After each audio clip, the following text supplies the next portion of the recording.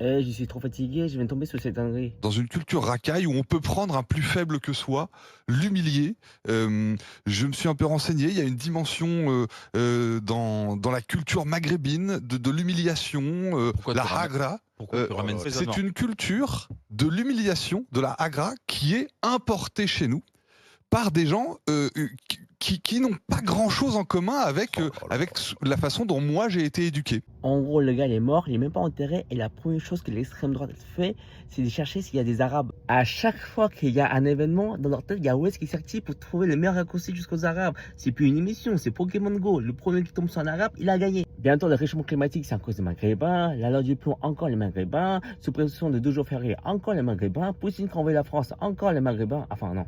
On dit plutôt Poutine Oumouk, comme on dit en Maghrébi. L'extrême droite, ils font la récupération beaucoup plus vite qu'un N'Golo Kanté. Tu clignes les yeux une fois, ils ont déjà invité 20 experts en immigration sur le plateau télé. Les mecs, ils osent dire que c'est à cause de la culture maghrébine que JP est mort, parce qu'ils ont appris un nouveau mot, le hagra. Le mec, il a osé dire, je me suis renseigné, mais le toupet, pour lui se renseigner, c'est de taper sur Google Trad. Il y a que sur CNews qu'ils ont trouvé ça fou comme info. Mais non, c'est ça la hagra, ça n'a rien à voir avec la hagra du Moru. Il a dit que c'est la culture de l'humiliation là-bas. Pour lui, au Maghreb, quand tu manges un couscous, on te rend un balai dans Huc. Alors qu'en vrai, t'as plus de chances de faire rentrer un balai dans Huc en mangeant du couscous dans un week-end d'intégration dans une école de commerce que dans un restaurant marocain. La culture de la hagra dont il parle, Cyril Hanouna, c'était le précurseur sur le C8 en humiliant constamment ses invités et ses chroniqueurs. Et avant lui, t'as Jean-Marie Le Pen qui torture les Algériens pour le plaisir. Ça, c'est pas une culture maghrébine, ça. C'est une culture de fils d'up. En vrai, je comprends pas pourquoi on doit toujours parler de l'immigration, alors que le vrai fond du problème, c'est qu'il y a des gens qui torturent d'autres gens en plein live et qu'il y a des gens qui matent ça et ils font des dons. Le problème, c'est que maintenant, t'as des gogoles qui font des dons pour voir d'autres gogoles se faire pisser dessus. Alors qu'à mon époque, on profitait au max les sites de téléchargement illégaux, BitTorrent,